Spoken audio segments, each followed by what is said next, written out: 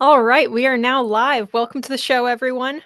So I was in the grocery store last night looking for some last-minute Halloween candy, but as I stepped through the vestibule, I was assaulted by the scent of cinnamon pine cones and a towering model of the abominable snowman, all wrapped in tinsel with Rudolph nearby.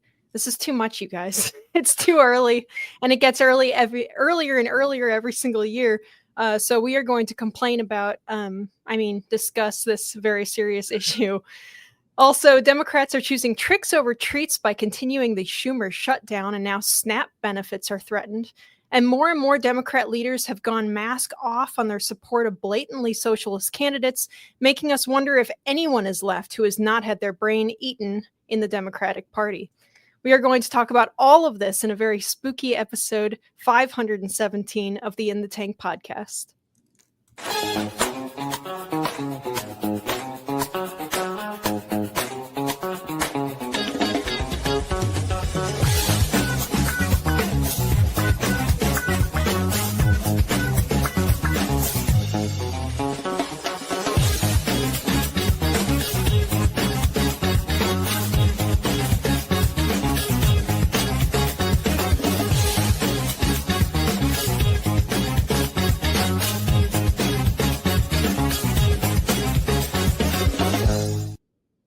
And now we're out in the streets.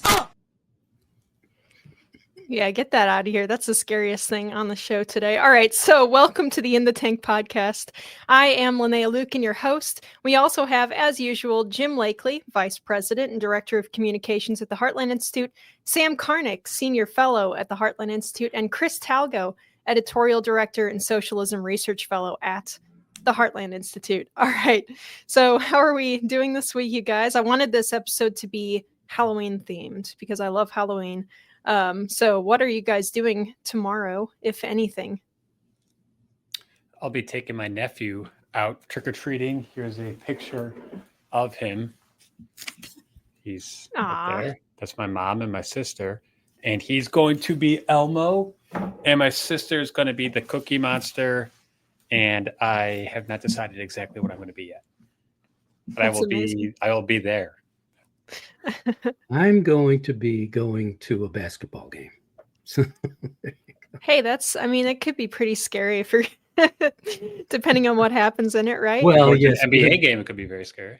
It is an NBA game, and it's the Indiana Pacers, and they're 0-4 or something like that. So they're riddled with injuries, and it will be scary, yes. Absolutely. Jim, what's up? Hey, I got some guys. You know how you schedule somebody to come pick up junk at your house, and you say, hey, great, the 8 a.m. to noon window would be perfect for me because I have a podcast to do at noon. Certainly they'll come before noon. No, they came right now. So I may pop in and out of this pod for a few minutes in the beginning, but very happy to be here. And happy Halloween, everybody. Absolutely. All right. Well, Jim, are you doing anything neat for Halloween tomorrow? Well, I said happy Halloween to everybody. I've never really made a big deal about Halloween. That's not been a big thing for me. I'm sorry. I'm a big party pooper. I'm not against Halloween. I've never made a big deal about it since like maybe college or so, but nothing special. I will be here tomorrow to hand out the candy to the kiddies, but that's about it. Yep. I'm also handing out candy in this area. They do not come to your door and ring the doorbell. Everybody sits around on their front driveway and grills out and stuff, which is really fun. So we're going to continue to do that. Anyway, you guys, before we get started, as always, if you want to support the show, you can go to heartland.org/inthetank and donate there. Please also click the thumbs up to like this video. You can do it right now. And remember that sharing it also helps us to break through some of YouTube's suppression, or even just leaving a comment helps us too. If you're an audio listener, you can help us out by leaving a nice review. And all right, well, we are going to get right into it then. We are going to take a look at our unhinged topic today.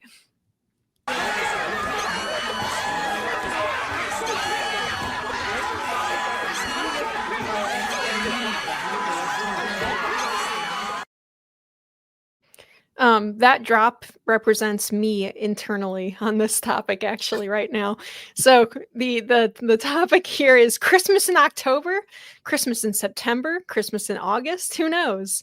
There was a movie called Christmas in July, but that doesn't really count. Anyway, as I said at the beginning of this show, things are getting a little bit out of control here. That story was no exaggeration. Harris Teeter has a full-sized abominable snowman Rudolph display at its front entrance right now. Already the Halloween stuff has been pushed into a little corner. So what are we doing, you guys? I love Christmas, but this is too much. I came across an article that greatly enraged me, so I had to share it with all of you, and maybe you'll understand. It's called Why Retailers Should Display Christmas Merchandise Before Halloween. And he writes, why do retailers launch holiday promotions before the jack-o'-lanterns are carved? For the same reason back-to-school sales start midsummer. Savvy shoppers are always planning ahead. Most customers have a mental budget for the holidays. Decorations, gifts for the family, teachers in the office. The sooner those customers spend money earmarked for gift giving, the less they will spend at the traditional time to buy holiday gifts. That's why I refer to this time as the bitch and buy season. Customers may complain about seeing Christmas in September, but they still buy it so they won't miss out. Home decor shoppers want to see the full range before committing to a theme. They coordinate wreaths, table settings, and mantle displays. It's not impulse buying. The retailers who put merchandise out in October capture these customers while they're still in planning mode. The retailers who wait until November are competing for what's left in the budget after the mental list is already set. So, this writer goes on to suggest that people are shopping for Christmas stuff in October, September, maybe even earlier. I think he's a maniac. Or is he? So I want to pitch it to the panel to start here. Jim, do you feel compelled to buy Christmas stuff when you see it in stores in September? No, I don't. And in fact, I watch, I'm a big Pittsburgh Steelers fan. I watch Steelers games and text my sister and nephew as we can converse while watching the game. And in our last, or two actually, Steelers games ago, so 2 weeks ago, I had texted to them, holy crap, seriously, Christmas commercials? I think it was an Old Navy one. And so that would have been, I don't know, October 10th or something. And that's just way too soon. I mean, this is old man yelling at clouds moment again for me. But, I'm old enough to remember where you wouldn't even see major Christmas promotions in stores until after Thanksgiving. And that, they call the Friday after Thanksgiving Black Friday because that's the day everybody, a lot of people go out and do the bulk of their Christmas shopping to kick off the Christmas season. And just like everything else that's good and right in this world, it's being ruined by modern society. And the idea of seeing a Christmas, it's not that, again, I'm like you, Linnea, I love Christmas. Christmas is great. The holiday season, basically starting from right now to the end of the year is a wonderful time of year for friends and family, and just, feeling thankful and grateful for the life that you have and the people that you have around you, and to celebrate those things.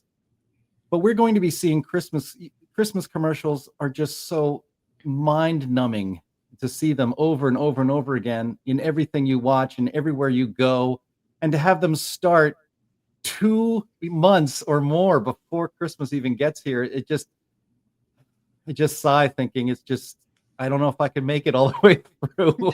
And besides, the idea that, you need to start planning your Christmas shopping now.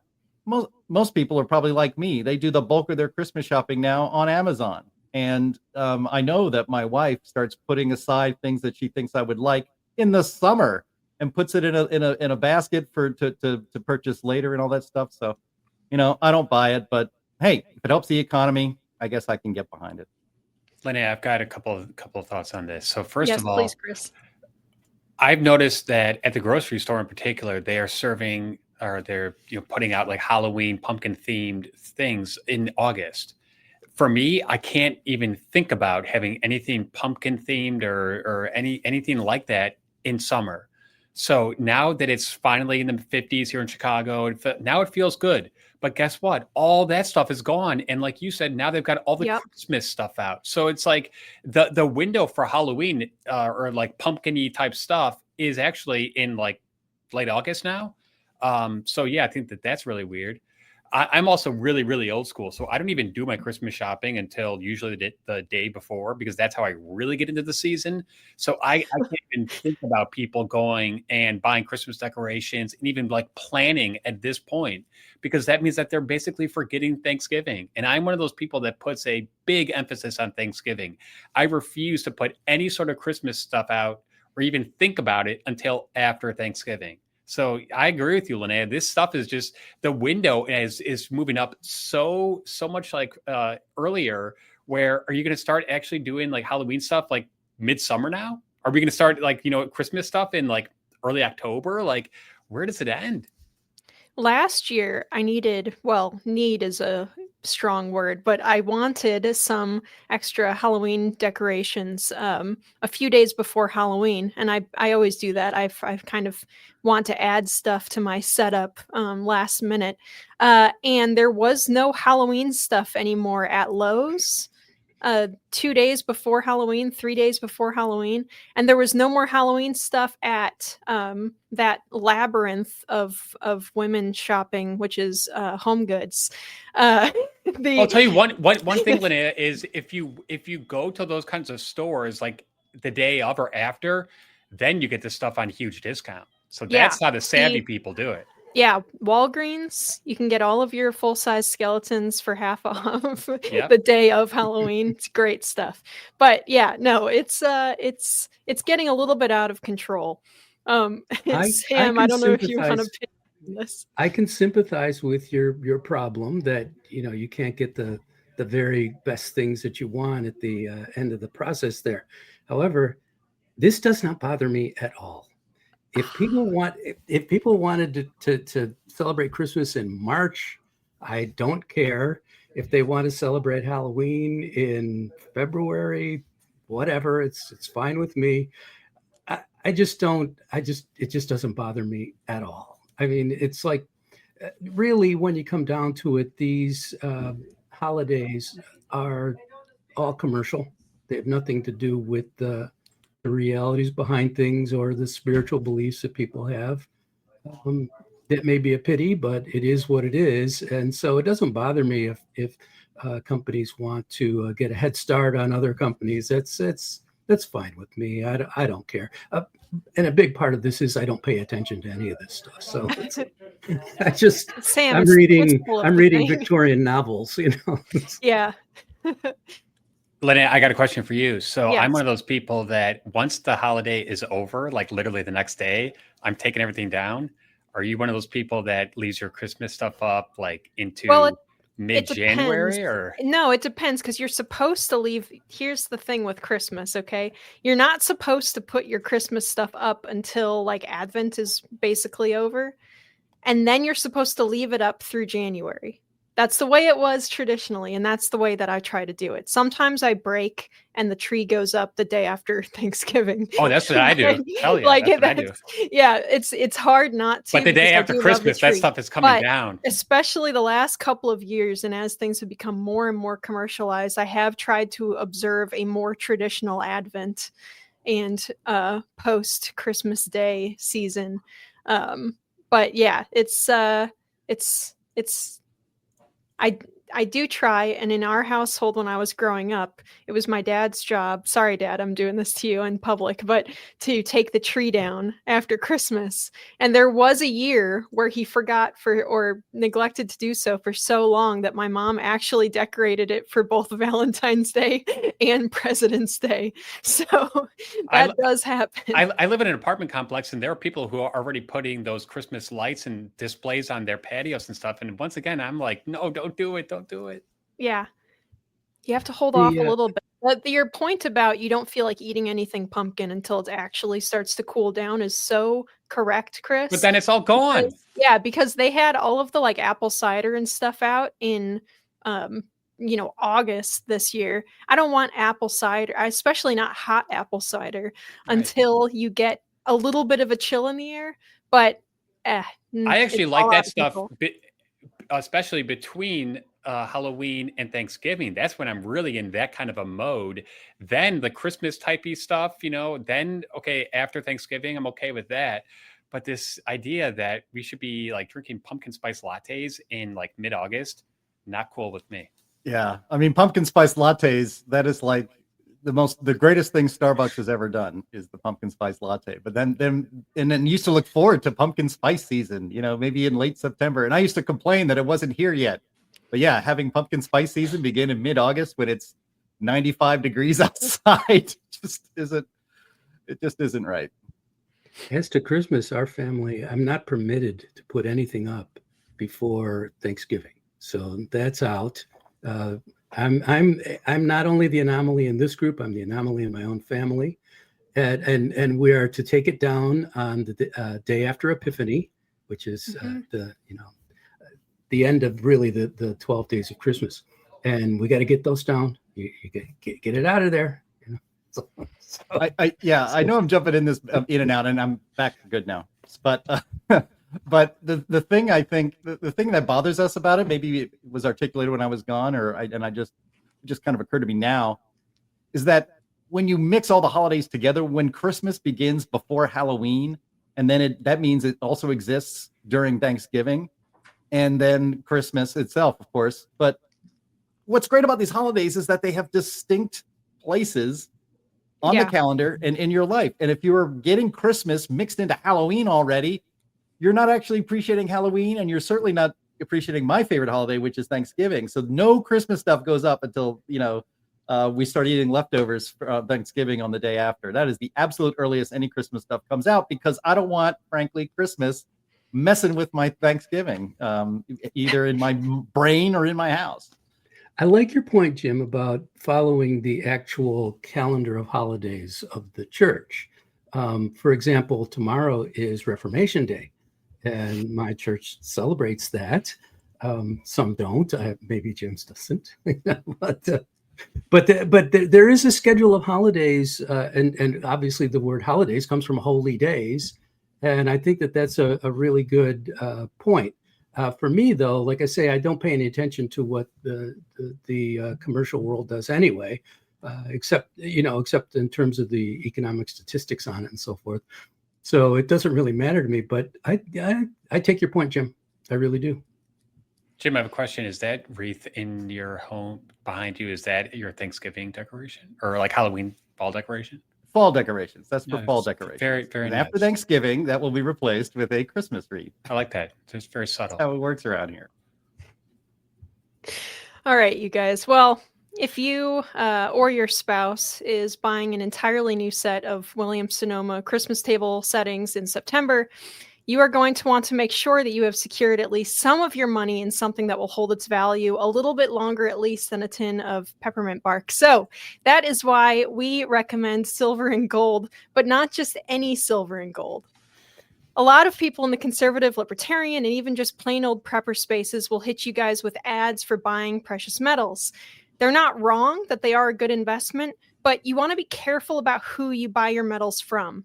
At In the Tank, we trust Advisor Metals over all of those other guys, and that's because we know that the person running the place is absolutely the best of the best.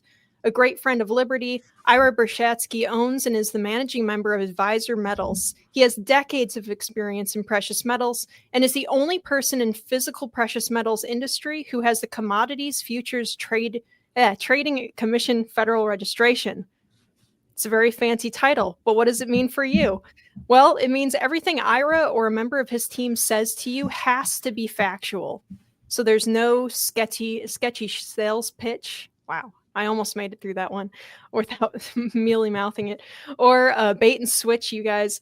Ira is held to the absolute highest ethical standards, and there's full transparency, which is way too lacking in other places nowadays. So if you do want to diversify your investment portfolio and your savings, if you're planning for retirement and are concerned about economic uncertainty, if you need a whole new dish set in September from Williams-Sonoma, if you want a tangible asset that is easy to buy and sell, you can secure your assets with a wide range of physical precious metals by getting in touch with our friend Ira at Advisor Metals. He will make it very easy for you. So please visit climaterealismshow.com/metals, and you can leave your information for Ira and get started with investing in precious metals and expand your current portfolio. Go to climaterealismshow.com/metals, and when you talk to Ira, make sure you let him know that we sent you. That helps us as you're helping your own financial future by diversifying with precious metals from Advisor Metals. Thank you very much. All right, you guys, we're going to move on to something that is not so good, and that is the Democrats are choosing tricks over treats. And that is from the Epoch Times. Senate Republicans reject bill to fund SNAP benefits during shutdown. But even though the title of that article sounds like we're blaming Republicans for this, we are not. Senate Republicans on Tuesday voted down a Democratic bill to fund the Supplemental Nutrition Assistance Program, SNAP, through the government shutdown. Tens of millions of Americans are staring down the prospect of going hungry beginning November 1st. Senate Republicans rejected a unanimous consent bid by Senator Ben Ray Lujan to keep the program funded. SNAP allows those with low to no income to buy food and beverages at grocery stores. Senate Majority Leader John Thune said that the bill to fund SNAP was a ruse by Democrats. He said the bill falls short. It doesn't pay for essential people and programs. So, Sam, I want to jump to you on this first. Democrats for weeks now have been refusing to sign what's called a clean resolution, which means one that just gets the funding for essential stuff done without adding a bunch of extra little policy provisions like healthcare for illegals, you know? So even the mainstream media is starting to turn on Democrats over this. Where are we at here, Sam? Well, this is the extraordinary thing that it's being reported reasonably fairly that they want to make a big trade and say we'll give you now what would be 3 weeks worth of government for a couple of $1 trillion of extra spending. It's simply impossible and irrational. Now, of course, they're playing from their old playbook. You see. They're trying to use the food stamps and all these everything that comes up. They're using it as a crisis, and it's not working because the central premise that they have and that they keep trying to say is that somehow Trump is behind all this. That Trump is stopping your food stamps. Trump is stopping all the airplane flights that are being canceled and so forth. That Trump is doing all this. But it's obvious that that's not the case, that they could fix this in one day if they wanted to, and they refuse to do it. So it's, like I say, they're using their old-fashioned approach. It doesn't work anymore. It certainly doesn't work in this instance. It's probably going to be the longest of all time shutdown, and it's because Trump, not only himself and his team are on board with this, it's that the Republicans in Congress are finally showing a little backbone as well. So what's going to happen here is that this will play out for a while until the Democrats just finally recognize that they're losing more than they could possibly ever hope to gain by holding out, and then they will find a reason to pass the continuing resolution. I don't think they're going to get anything else. So I think that it's going to be a CR. When it comes to SNAP, one of the things that's happened over the past couple of decades is the sheer total number of people on it has risen, big time. A lot of those people don't really need those SNAP benefits, but the rules have been relaxed to allow so many people that can take advantage of the program. So I'm not that concerned about these SNAP benefits actually running out. And I've already seen that a bunch of states are going to put forth their own programs to make sure that the truly needy are getting what they do need. And I also think that this problem could be solved with charity and food pantries and all sorts of stuff. So a lot of these food stamp programs are corrupt. A lot of them are being used and abused. And I would actually like to see the total number of Americans on the food stamp rolls decline dramatically. Yeah, I saw, and I think I sent it in the email before the show, a report from Newsmax, which said that the majority of people getting food stamps aren't even American citizens at this point, potentially. And recently, I also heard someone from, I think, the Manhattan Institute, kind of give this description where the concept of who counts as the deserving poor for these kinds of programs has dramatically changed over time. It used to be that the people we imagine are on food stamps were widows with children and people who are down and out and looking for work, but that doesn't seem to be really the case anymore. There are able-bodied men and women who are not looking for work who are on food stamps. So it's gotten a little bit out of control. At this point, should we even be funding SNAP? During the Clinton years, they did pass some laws to make the eligibility requirements much more stringent, and you had to do things like you had to at least be looking for work or trying to be employed.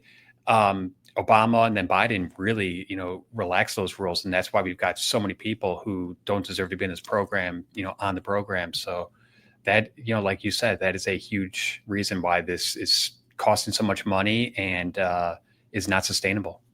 Yeah, I don't know where Newsmax got their numbers from specifically, but I did see that they reported that 59% of known illegal aliens are collecting food stamps. That's just crazy. Right. The big reason that there are so many people on food stamps is agricultural representatives, voters in the Congress. So in the Senate and the House, the ones who represent agricultural states want food stamps. They want it more than anyone else because it's just like Obamacare. Obamacare was for the insurance companies because what it did was mandate that everybody had to buy their product. I would love to be able to mandate that everybody watch In the Tank. It would probably be better than Obamacare. In fact, I know it would be. But that's the whole thing, is that these things are not for the so-called beneficiaries. The people who are benefiting from them are the people who are selling the products that are going to be bought by the people who are supposedly the beneficiaries with other people's money, with other taxpayers' money. And of course, taxpayers' money from, let's say, the year 2030, if the government still exists then. But yes, this is all about it's a scam from beginning to end. We shouldn't have this system. If people need help, now Chris made an important point. If people need help, there are people who want to help, not just people who have to pay taxes in order to help. So there are people who want to help, and if there are people who have needs that the rest of the society simply cannot or will not take care of, then potentially it makes sense for, let's say, state or local governments or community groups to step in. But that's way different from the federal government doing this. When they're doing this, this is all about making money for big donors, and it's rather shameful. Sam, do you think it's also about buying votes, though, to some degree? Because yes, I do think absolutely. because I do think that Obama and Biden wanted to relax the rules because they wanted to get people addicted to government, get them on the dole, and then they become, theoretically at least, future voters for them. Yes, but it doesn't really work, because you will get some voters that way, but you offend many others by what follows immediately after raising spending radically. Inflation. Yeah. Well, inflation. That's why Trump is president right now. Inflation. Yeah, Sam, it's not just big ag that is, the beneficiary of this, and people in farm, senators and representatives from farm states wanting to keep or expand SNAP. It's also big cookie and big potato chip and big, Right. big soda. Because, if there were restrictions on what you could purchase with your SNAP benefits, there would be a hue and cry over that. But I think most Americans would agree that it's the first word in the program is supplemental. It is not. It's to supplement and to make sure that the kids are fed and that they're and the ideally with nutritious food. And a lot of the SNAP benefits are going toward purchasing of junk food. That is known anecdotally, and there maybe have been studies on it, but we all know that that is happening. Second, the SNAP program exploded during COVID, and like most spending in the COVID, during the pandemic, that was supposed to be temporary. But as I think Ronald Reagan said, there's nothing more permanent than a temporary government program. And so you can go, if you have SNAP benefits, you can go on Amazon.com. They also own Whole Foods, and you can purchase all sorts of luxury food items. It even says it right there. SNAP EBT accepted for things like, a charcuterie board. I saw a video with Matt Walsh where he was showing this on the screen. Things that normal people, that you should not be buying with food stamps, and yet there they are. They're food stamp eligible. So the entire thing is a scam. Not the entire thing is not a scam, but you kind of get where I'm going. America, for the longest time, has had the fattest poor people in the world, and we still have the fattest poor people in the world. They're so poor that they are obese, and a lot of that has to do with the SNAP benefits. It seems to me, since the election of 2024, there are things that are now politically possible that have not been politically possible in my lifetime. And I'm 55 years old. But especially because we've heard this for decades, Sam, you know this, Chris knows this, Linnea knows this, all of our listeners know this. There was that drive by Republicans that it would come out of their mouth like, you pull the string on their back, and waste, fraud, and abuse. We have to get rid of waste, fraud, and abuse. It never happens. And now we are seeing, thanks to projects like Doge and the election of Donald Trump, and now with the government shutdown, there are opportunities here to get these social welfare programs focused on what they are supposed to be doing, which is helping American citizens who are too poor to feed their families, to give them a little bit of help in a temporary basis till they get on their feet. Instead, SNAP benefits, which we used to call food stamps, which kind of had a stigma to it, is a way of life generationally for many families in this country. And that is not the intent of the program. The federal government, you and me, the taxpayers, should not be spending money to feed other people, because what really happens is that because they don't have to use their regular income, whether they have a low-paying job or certainly a bunch of side hustles, maybe getting cash for it, they don't have to use that on food. Now they can use that on other stuff, luxury items. When you see these videos of people doing TikTok videos that are on food stamps on their iPhone in their new car, it's like, why are you on food stamps? You have an iPhone and you're doing a video complaining about how your SNAP benefits are going to be cut. It's insane.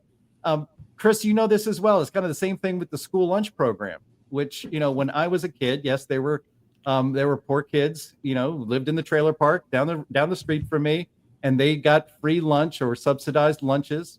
And the other kids, their families made enough money where they pay for their own hot lunch every day. Now, basically, the school lunch program is for everybody, because you don't want to stigmatize a kid and his family by having a subsidized lunch. So everybody gets subsidized lunch. And now everybody gets subsidized breakfast. And breakfast, exactly. I had to go and watch over that. Yeah. Yeah. And so these programs, that's what's so great about this, the government shutdown. It's really exposing a lot of stuff, because we're talking about it on the podcast today. And a lot of people are talking about this with their families and with their friends, is that these programs, people just assumed they were to help the truly poor, to make sure that their children don't starve. And instead, these programs are enormously bloated. Majorities of illegal immigrants are getting their food paid for by us.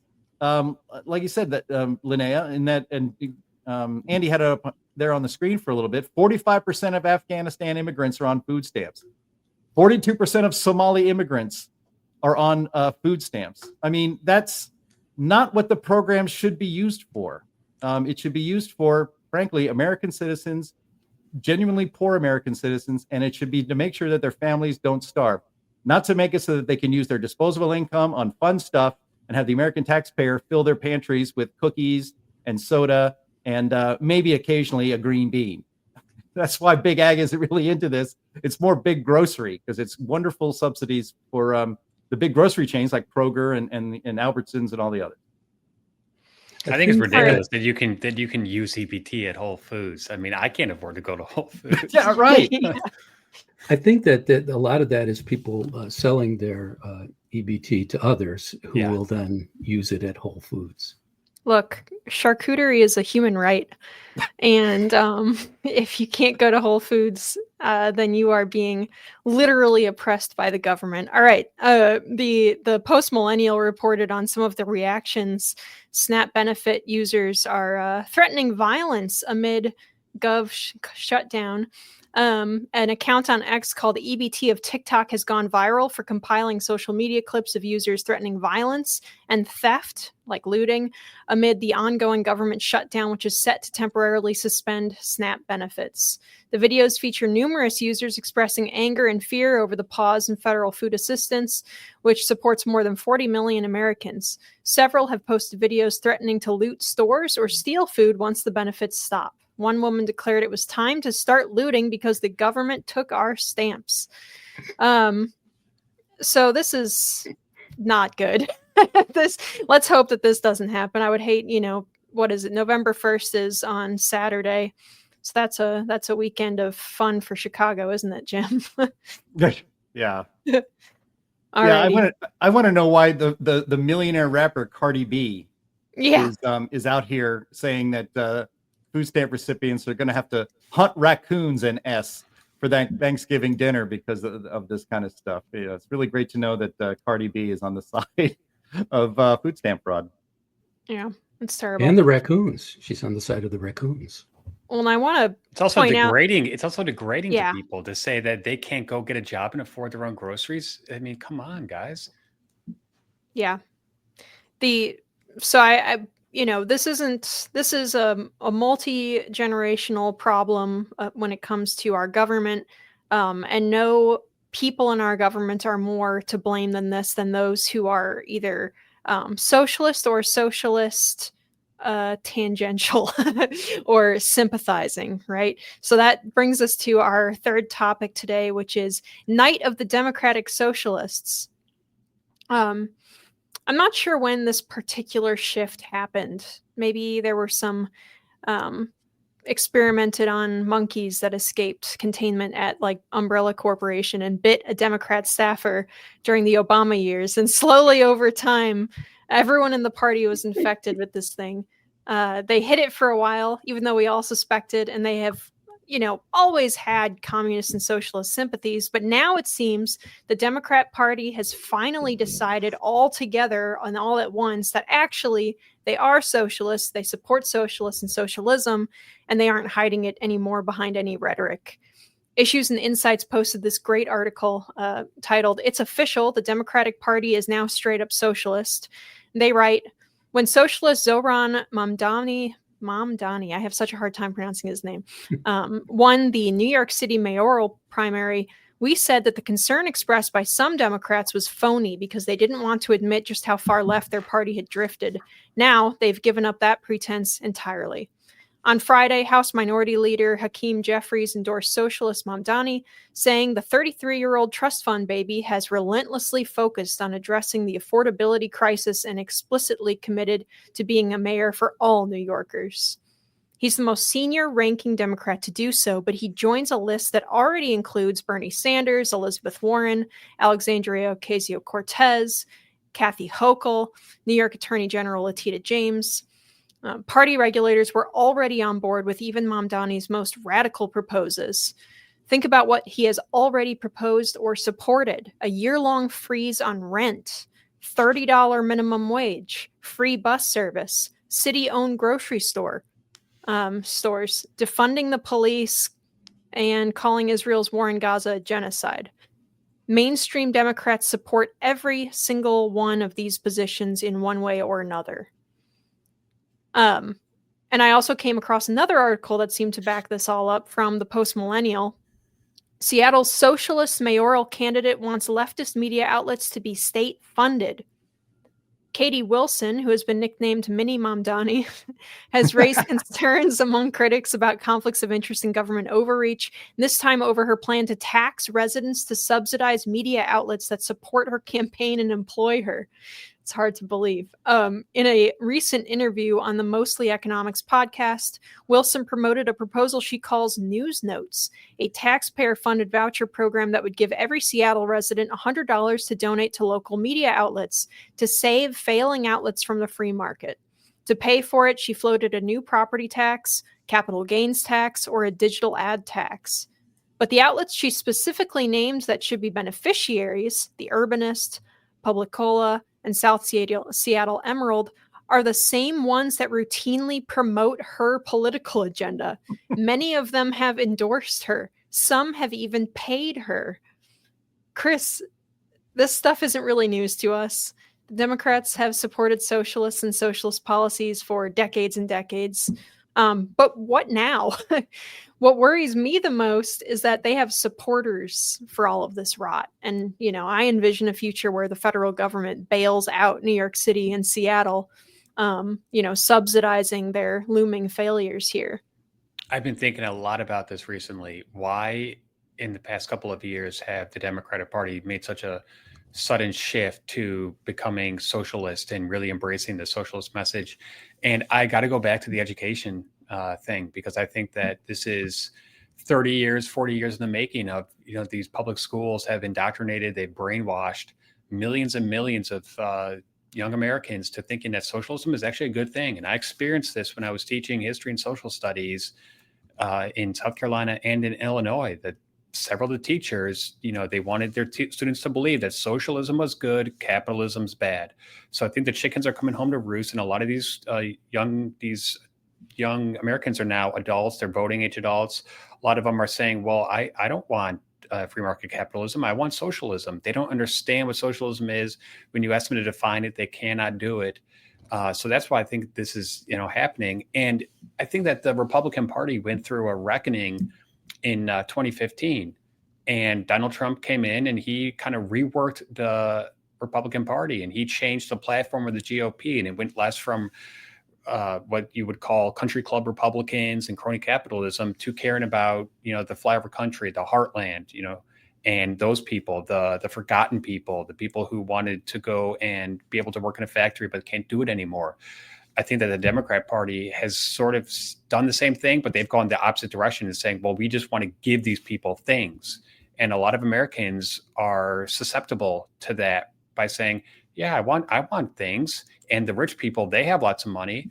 I watched the Mamdani oligarchy tour with Bernie Sanders and Kathy Hochul and AOC. And when Kathy Hochul came up to the mic to introduce the crowd, thousands and thousands of people started chanting, tax the rich, tax the rich, tax the rich. New York City already taxes the rich. New York State already taxes the rich. You can't keep taxing the rich. Like Margaret Thatcher said, eventually you're going to run out of other people's money. And these people just don't understand that. They think that money just comes out of thin air and that the government can just print more and more of it. And then that will make you wealthy. And, a lot of this is the economic, miseducation that's been happening for many, many years. So I don't know. I think that the Democrat Party is going to have to deal with this. And maybe this is going to be a, 8-year cycle where they're going to maybe have to nominate an AOC. She's going to have to just, lose big time. And then they might finally learn their lesson. I thought they learned their lesson after they nominated Kamala, and Kamala was kind of going in the socialist light direction. They didn't learn their lesson. So I don't know what it's going to take, but I do think that, Zoran's probably going to win New York City, but that's not going to resonate in, several other places across this country, especially in, the flyover states. It might work in LA, it might work in California, but it's not going to work in, Kansas City. It's not going to work in Oklahoma. It's not going to work in Nebraska.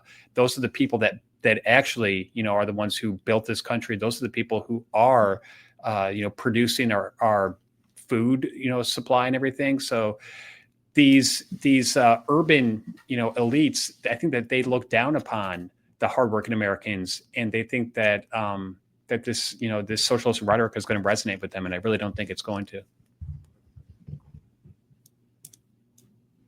Yeah, I mean, first of all, we already have a de facto state media, so I don't know what that Seattle socialist candidate up there is thinking. I mean, the legacy media's job for decades has been to promote promote Democrats and the Democratic agenda, and then smear and mischaracterize all positions of all people who oppose that agenda. That's been state media MO for literally decades. As for Mamdani, I mean, the people of New York are going to learn that you get what you get. And if you vote in a socialist like Mamdani, who is going to, as one of our commenters under here put it, if the buses are now going to be free, they're just going to be rolling homeless shelters and drug dens. So enjoy that. And the people of New York City, I was born in that city. I have a lot of family still live in the New York area.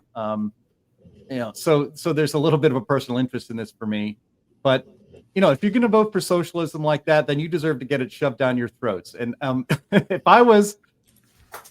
if it was constitutionally possible and I was Ron DeSantis, I would prevent the immigration of New Yorkers into my state of Florida. As another commenter here put it, that Zoran Mamdani is the state of Florida's realtor of the year because people are going to be fleeing New York City this year. But look, in New York, you have neighborhoods like Chinatown and Little Italy. Well, all 5 boroughs now are going to be called Little Venezuela. The whole city is going to be Little Venezuela. I'm going to enjoy looking at it that way and seeing how it works out. And it's going to work out terribly. But as our friends there at Issues and Insights pointed out in their piece, this is the Democratic Party now. And we should actually be encouraged by this, as troubling as it may seem. We see surveys all the time. The Heartland Institute has a whole project in our Emerging Issues Center, basically keeping our fingers on the pulse of socialism and the socialist movement. And we thought it was kind of in a coma for a couple of years there, and now it's coming roaring back to life. So we're going to be covering this phenomenon in this country quite closely for the foreseeable future. And, as surveys say that young people are more attracted to socialism and more critical of capitalism, that's because they're young and stupid, and they don't have the experience or the historical knowledge to understand where this road leads. But overall, among the public, the Democrats are making themselves more of a minority party by embracing fully now the socialism represented by Zoran Mamdani.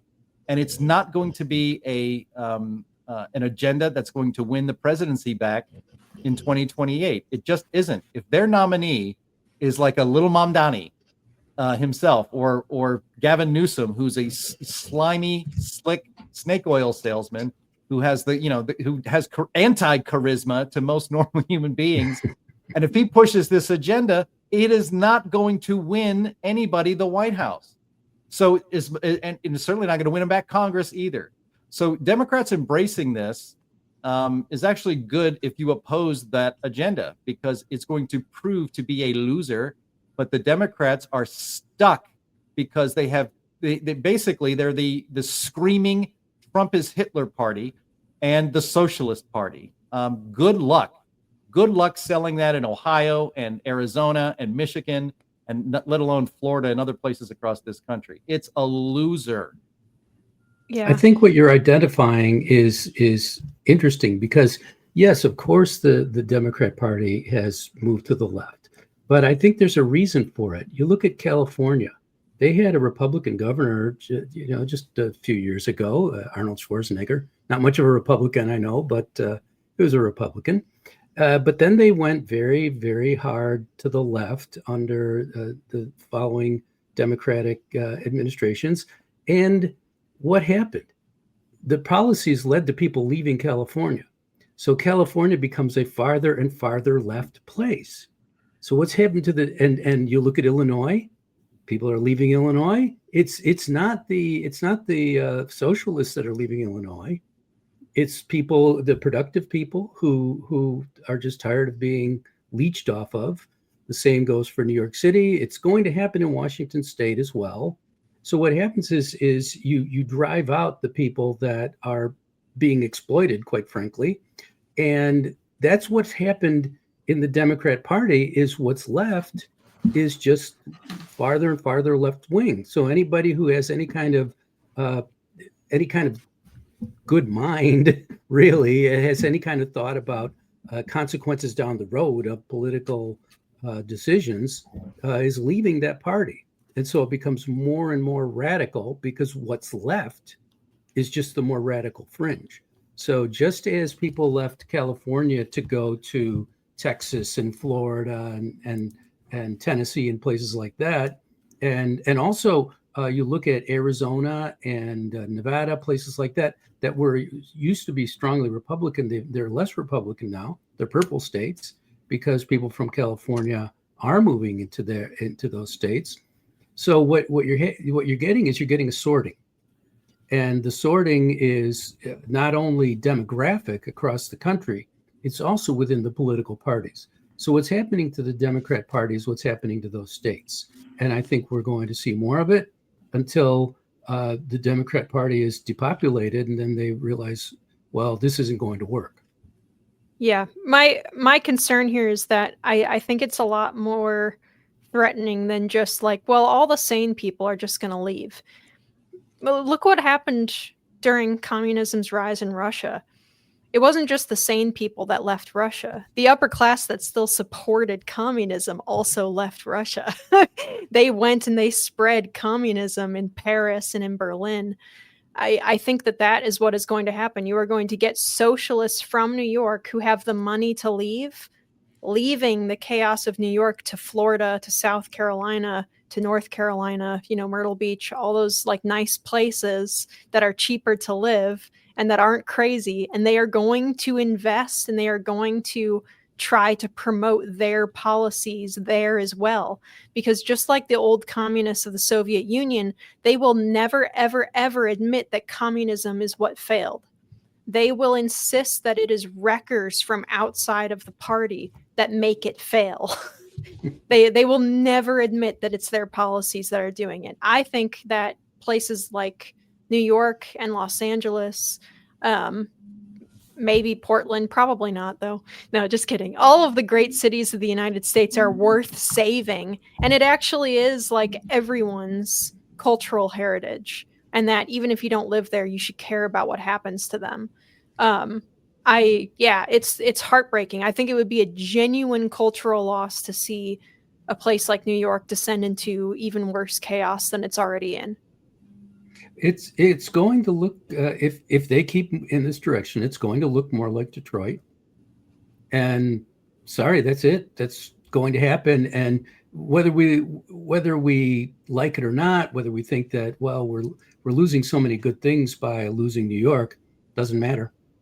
It's going, and we have to deal with it. We're not going to be able to reclaim New York.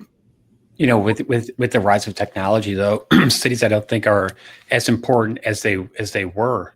Now people can work remotely. Now people don't have to go to the city and go to the building and all that kind of stuff. So we are seeing a decline in these cities. We're seeing in the office buildings, a lot of those buildings now are vacant. So it would actually behoove these cities to say, we want to make them attractive for people to come live in. And Zoran Mamdani is right. There is an affordability crisis in New York City. There's an affordability crisis in Chicago. And that's because they've been run by Democrats, generally speaking, for almost 100 years. And they have, just layered tax upon tax and regulation upon regulation. And the people who can survive that are the wealthy people.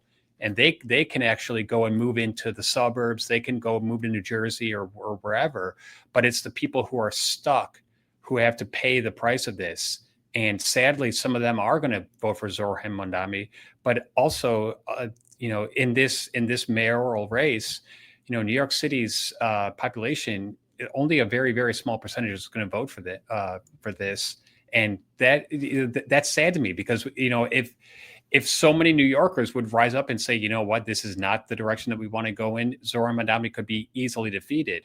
But for apathy and for many other reasons, they are not going to. And Zoran Mamdani is likely going to be the next mayor of New York City. One thing that he's probably not going to be able to do is just, with the snap of a finger, raise taxes. He's going to need the city council to do that. Some of this stuff can only be done at the state level. So a lot of the stuff he's promising, he actually cannot deliver. Yeah, one other thing to remember. I don't know how long we're going to keep hitting on this topic, but as you might expect, this New York City has an enormous immigrant population and always have. I mean, it's Ellis Island is there. My family came in through New York. That's why I was born there. My family came from Ireland. Both sides of the family from Ireland. Very poor rural area of Ireland to New York City in the early 1920s, and we've spread out from there. But I think. I wish I could have pulled it up because it only occurred to me now. But as you would expect, the immigrant population of New York City has gone up and down over the years. It was very high in the late 19th century. It was still pretty high, very high in the early 20th century. There was a little bit of a lull where the majority of New Yorkers were American born, and so they grew up ostensibly with American values and taught about the unique situation politically and culturally that we have here in this country, the United States.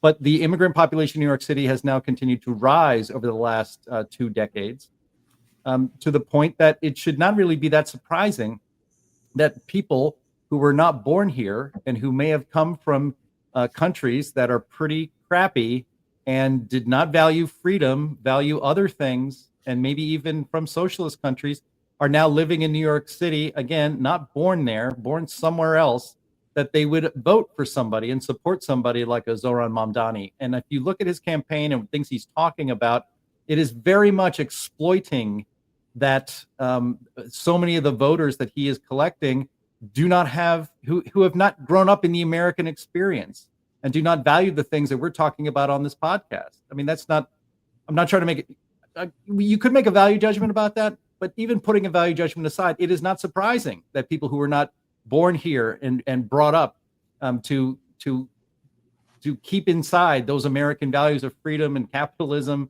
and all and pluralism would support something like this. So that's why, again, I don't think this, if they're going to continue with this message, it's going to fail, because across the country, the majority of us were born and raised in the United States and have that American way in our blood, and socialism is antithesis to that. Jim, that's a really interesting point. And I've been thinking about that for a long time too. So the idea of the melting pot, I think, is disintegrating before our very eyes. I mean, my mom came here from Germany when she was a little girl. Her parents made it, very important. You're going to learn the language. You're going to learn the customs. You can still have pride in your home country. You can go back and visit there every once in a while, but you're an American. Now, when I see, these protesters at the Broadview ICE Detention Center, I see them waving so many other countries' flags and burning the American flag. So this anti-Americanism is another big thing. And this notion that these people came here because this is the land of opportunity, and then they, thumb their nose and just, just treat us like we're dirt. That has got to stop. And I do think that does require a little bit of like a judgment call on that, where, yeah, of course they're allowed to do that. Of course you're allowed to have, any flag you want. You can be, a dual citizen and do all that stuff. But what about just respecting the country that you are currently living in?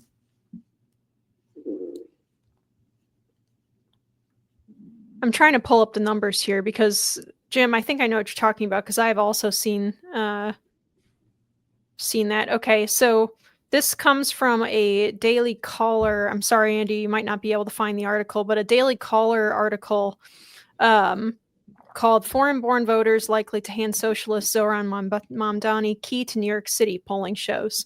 So a recent survey conducted by Patriot Polling of registered voters, Mamdani holds 62% support among foreign-born voters, with Cuomo at 24% and Sliwa at 12%. In contrast, among American-born city voters, Cuomo leads with 40% support, Mamdani has 31%, and Sliwa holds 25%. So, yeah, that's bleak. Yeah. Nice job, Andy, finding it. Yeah. Yeah, so I didn't even see that. I didn't even see that story. I saw a post on Twitter that just all it talked about was the foreign-born population of New York City going up and down over the last 100 years or so. But yeah, that makes perfect sense. Yeah. I got a question. So, who do you guys think is going to win the mayoral race in New York City? I mean, Mamdani. It's got to be Mamdani. I mean, Yeah, it's going to be. I mean, they basically decided it since the moment he announced his candidacy. They're trying to say that the polls are closing and that Cuomo is making this last minute run, and that that he has a chance. I don't think so. I think that Montgomery's going to win fairly easily, actually.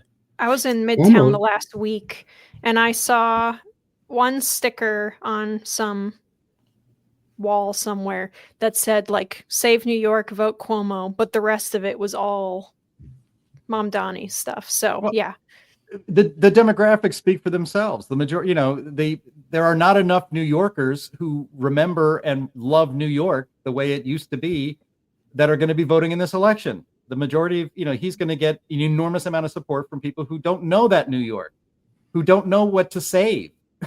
They just got there. And Cuomo has run a terrible campaign, in my view.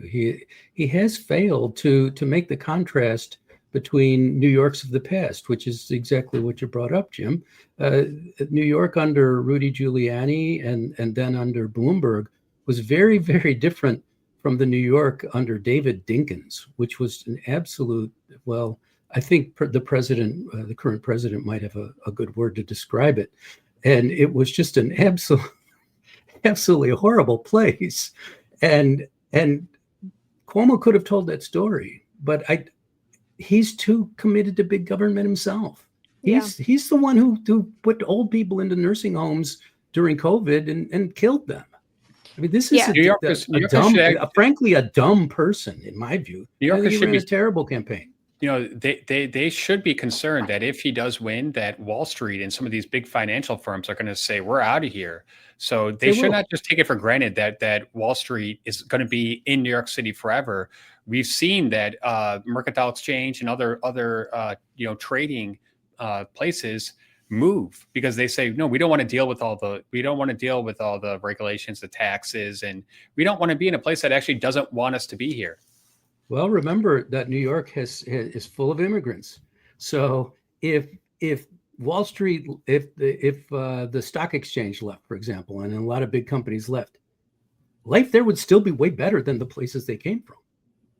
Yeah. So they're not worried about that. They don't care whether Wall Street stays, whether Wall Street survives or thrives. They don't care about that.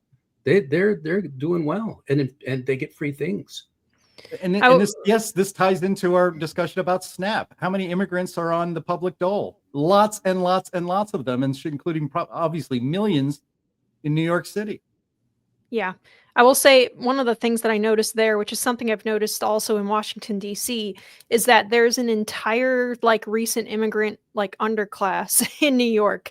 And I don't know if that's always been the case, but every Uber and taxi driver, none of them speak English, which is crazy, or speak English very well, which is crazy. They're all recent immigrants. Everyone who's a waiter, restaurant staff, any kind of thing like that, it's all recent immigrants, all of them.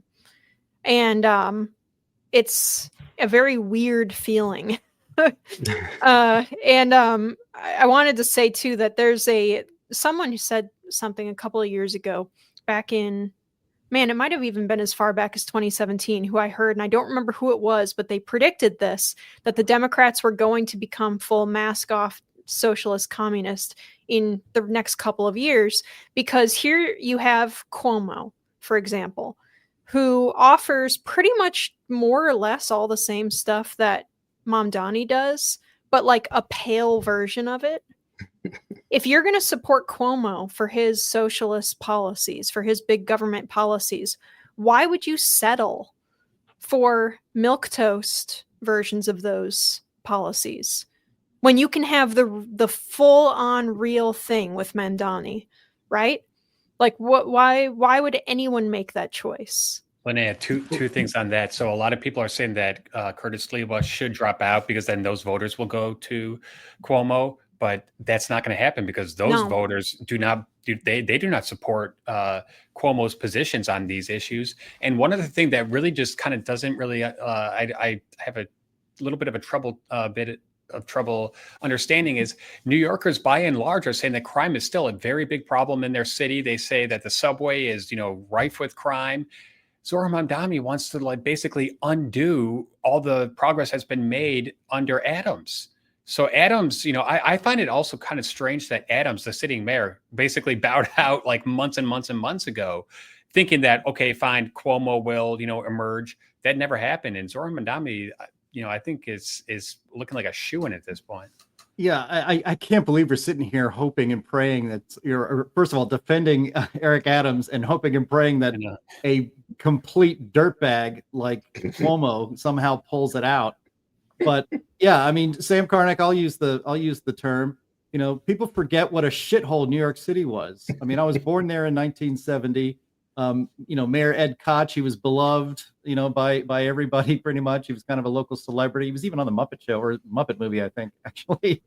But New York was that was the time when movies like Death Wish would come out and vigilante movies, right? Death Wish, that was with Charles Bronson, right?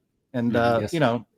the vigilante Bernie Getz, that was in the 1970s. But in the 1970s, New York City was a pretty rough place, and it was crime-ridden, graffiti everywhere.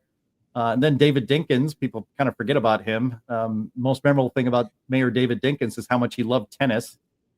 I do too, but he would be at the U.S. Open all the time while the city was going to shit. And then some guy named Rudy Giuliani, he was former prosecutor in the Southern District of New York, decided to run for mayor and won. And he did not care what people said about him. He was a racist. He was terrible. He can't implement these policies. He did them anyway. The whole broken windows theory. He cleaned the graffiti off of the subways. You look at if you were alive and paying attention to pop culture in the 1990s, and you watched videos, you watched movies from the 1970s that were filmed on location in New York, you'd see those trains going by, full of graffiti. In fact, in the 80s too. I think of the movie Trading Places. I think there's a scene in the subway and these trains going by just covered in graffiti, ugly as hell, and it created this sense of chaos that was hard to shake if you lived in New York City at the time. Rudy Giuliani cleaned all that up. He said, we don't have to live this way, and made New York City the biggest, the safest big city in the world, and really helped New York City get back to its era, into a new era of greatness. And the people of New York City have thrown all of that away.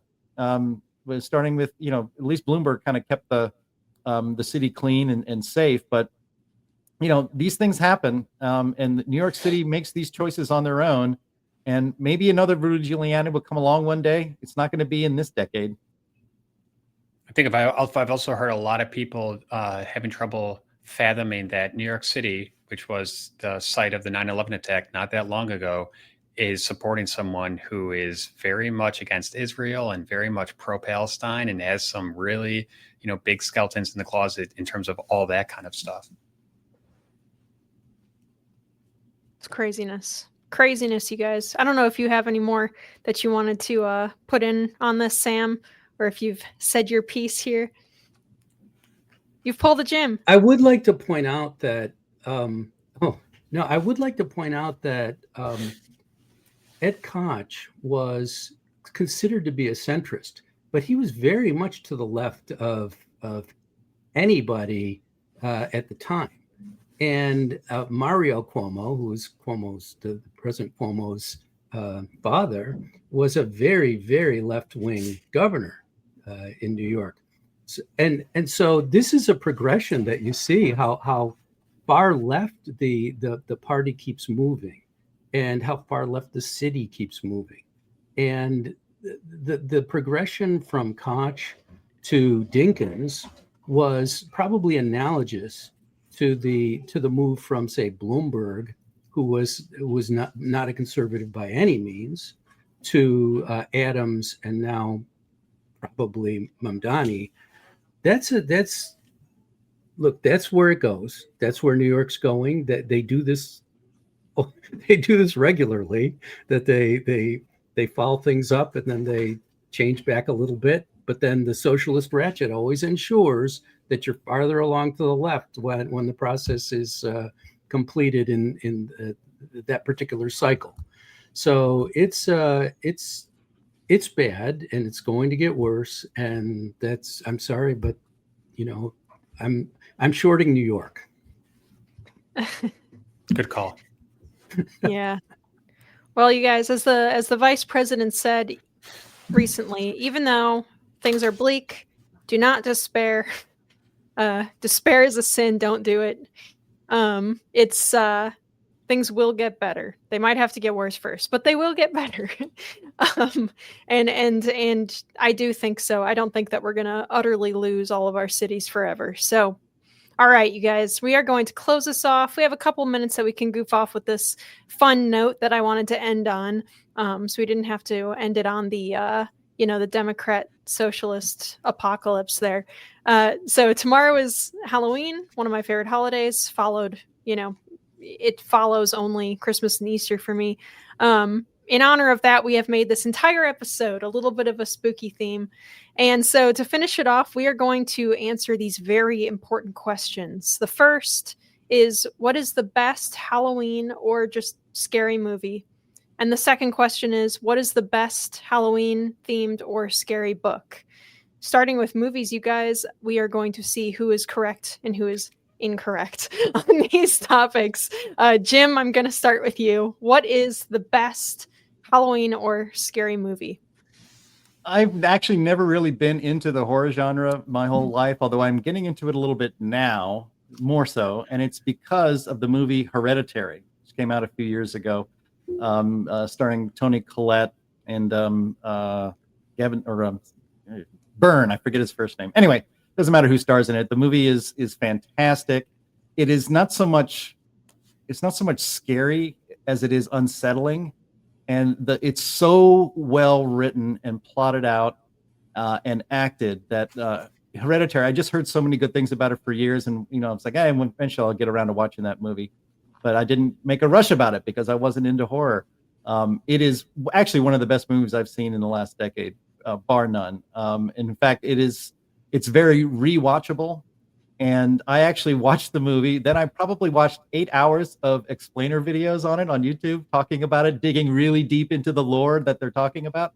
It was fascinating. So then I went back and watched it again. I'm like, aha, that's right. There's so many little bits of foreshadowing that you do not see.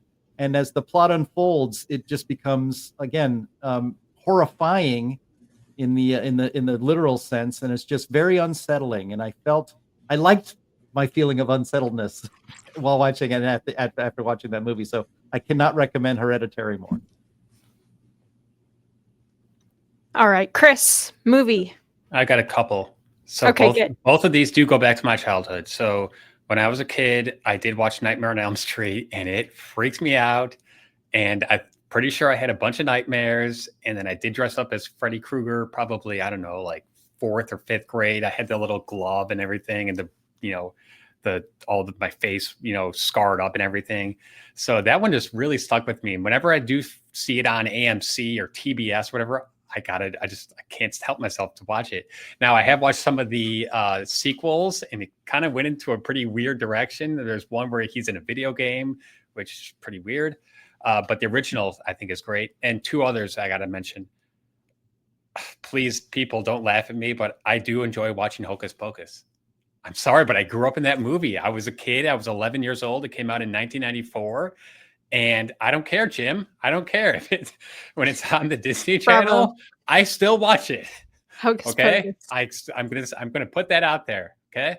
Lastly, when I was probably in my late teens, early 20s, and we took, Halloween very seriously in college, I was really in a scary movie. And that is a really funny movie. It has some good sequels as well. And if you just want a good laugh, back in those days, this was, I'm kind of guessing maybe 98 or 99 or something like that.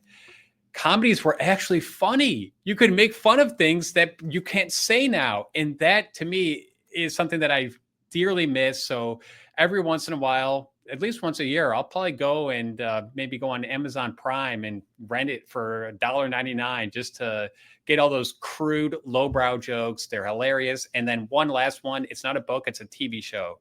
South Park has some great Halloween specials. The new season is terrible. It is just awful. I'm watching it and I can't stand it. But some of their Halloween specials, especially from years and years and years ago, are just flat out hilarious. Those are my big big three. Sam, what have you got for movies? Well, I would say the two best are probably, in my view, The Exorcist and Rosemary's Baby. And they're very different in the way they approach their subject matter, but I think they're both absolutely brilliant. And it's interesting that they're from the late 60s and mid 70s, when the technology of film was really high. The freedom that directors were given was really great, and the studios were willing to take chances on people who had really strong artistic ideas. But the one that I want to recommend people to watch is called Curse of the Demon. And it's from the 1950s, and it stars Dana Andrews, an old-timey actor that probably no one here knows about. But it's about a scientist who is very strongly materialist. And he in fact, goes around the world telling people there's no God, there's no supernatural, there's just atoms and energy. That's the entire universe. And he runs into a character who is very much like the occultist Aleister Crowley. And in this interaction between the two, something happens that leads to what seems to be a curse, a satanic curse, in fact. And it's a really fascinating film, very interesting, and it's full of energy and thought. It's a very good movie, Curse of the Demon. Excellent. Well, I'm a huge sucker for zombie stuff. I was not tired of the zombies when every movie was a zombies movie around like 2011, 2012. I think those are super fun. However, I think one of the best kind of semi-recent horror movies that's a kind of classic spooky Halloweenish kind of one was The Wolfman from 2010. That was with, I have the IMDb page here. Benicio del Toro. Simon Morales. Yep, it's Del Toro. And that was awesome. Such a good coverage of a werewolf story. I also really enjoy another werewolf movie, which is American Werewolf in London, which is terrific. And I love everything that spun off from that. Yeah, those might be my two favorite, other than Hocus Pocus. Hocus Pocus is a much watch every year. I will be watching. I liked it tonight. too. I took my son to see it. Yeah. Now, I am not about the sequel. Have never watched the sequel. Want nothing to do with the sequel because I want to just remember them as they were in those years. I think a couple of years ago, I did go in IMDb, some of the characters, and I was like, oh, I saw them, what they look like now. Oh no. Yeah. Sorry, but did either of you like The Witches, which was based on a Roald Dahl novel? I don't think I saw it. Oh, well, that was a very good one. Angelica Houston is in it as one of the title characters. Yeah, and it's from that same era as Hocus Pocus. It kind of seems like, and someone else, and Bob Johnson just mentioned The Substance, which I haven't seen yet, but I heard that it was fairly good. It seems like horror, can either be a very well done artistic film or utter trash, and there's really not very much in between. It's kind of one or the other, and that's why I enjoy it very much. I even enjoy some of the total trash, like the Paranormal Activity movies were garbage, and I watched all of them anyway. I enjoyed them. Can I just add two more quick ones? Yes. The Witch by Robert Eggers. Absolutely brilliant film. Gosh, I forgot. Yes. I can't believe I forgot about that one. Hard to watch if you're not a subtitles person, because it's in old English and it's very difficult to listen to sometimes. Yeah, definitely got to have the captions on. But yeah, it's so authentic. The dialogue is from the late 1600s as it was spoken in the New World. And also Cabin in the Woods, which Andy, producer, reminded me of by Joss Whedon. Fantastic. Talk about comedy. I mean, it's a comedy, but it's just a brilliant take on the whole slasher movie tropes. Yeah, I'll add one more twist in it. It's fantastic. Highly recommend that movie. I'll add one more. Midsummer. That is a fantastic movie. I still haven't watched it because I'm too scared to watch it. Yeah. it's really good. And I don't like gory or very explicit movies very much, but that one, it's really not. It's more in the mind. It's fantastic. Yeah. Okay, and this one's going to be a free-for-all. If you've ever, and I'm not sure if you guys have done much, horror reading, like books and stuff. Oh, I just remembered another movie. The Thing is maybe one of the best movies ever. Horror movie, and Event Horizon. But but those aren't really Halloween-y ones. Those are just horror movies. So books, though, I recently read Haunting a Hill House, the original one, and I expected a lot more. And I was rather disappointed in it. I thought it was. I think it's pretty well overhyped. So that's not. It's overrated. Top. I also recently read Salem's Lot, which I thought the horror parts were very well done, but like with all Stephen King books, the creeper weirdo parts were very creeper weirdo. There's something not right in that man's head. So that was, some of it was, I don't know, it was very 70s like sentiment towards women and stuff. It was just kind of weird. But yeah, it was Salem's Lot was good. I've read a lot of horror, so it actually is pretty hard for me to narrow it down. Do you guys have a favorite? I have one that's kind of related to this. So Bill O'Reilly, he has a series of books called the Killing series, Killing Lincoln, Killing Kennedy. He had his most recent one was called Killing the Witches, and it talks about witchcraft and about the witch trials. And I thought that was actually really fascinating, and it just shows how the madness of crowds can really cause some pretty bad stuff happening. So I didn't really know much about how that happened, why it happened. I just knew that there was this period in time when people thought, oh, everyone's a witch, and people were accusing them, and they were, hanging them and all that kind of stuff. So that was actually a pretty good history book on that.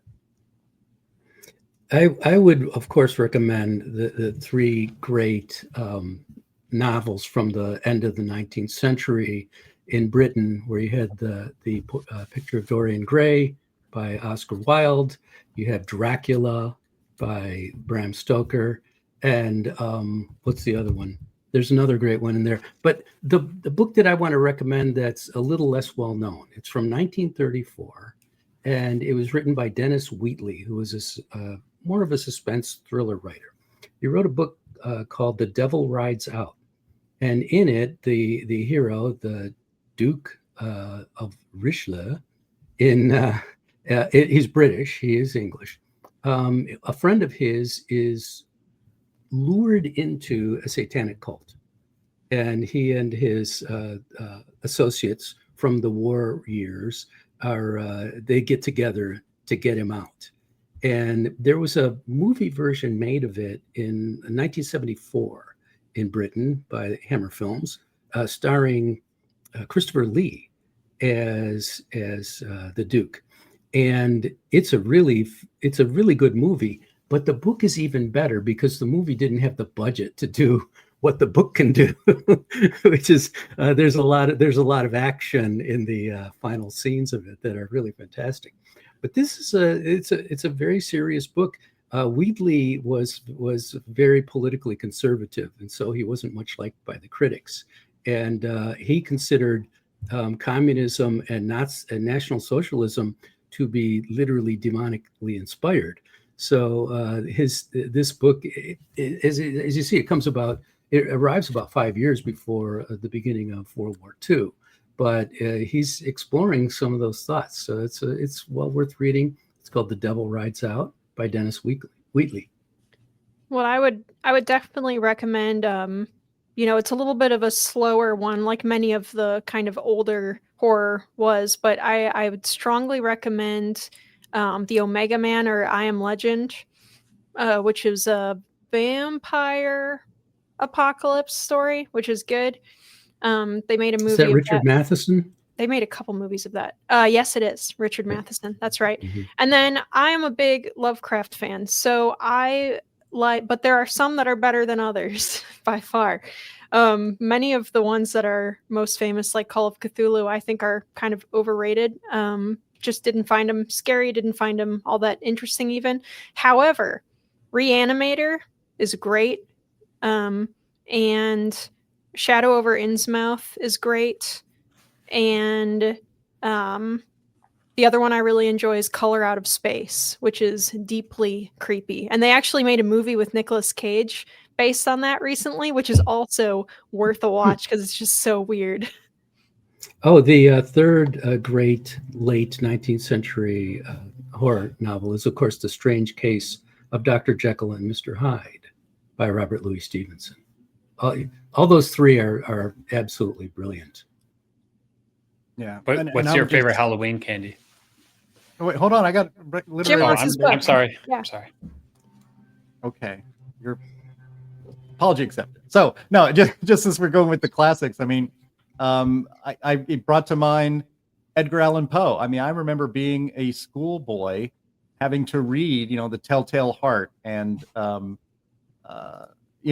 Raven and Cask of The Tomb of Amontillado. Ligeia. The Pit and the Pendulum. And I was, as I was remembering those, you guys were talking about, literary horror. I'm like, I remember what I was feeling as a boy reading those. And it was, again, unsettling. And that was written in the mid 19th century.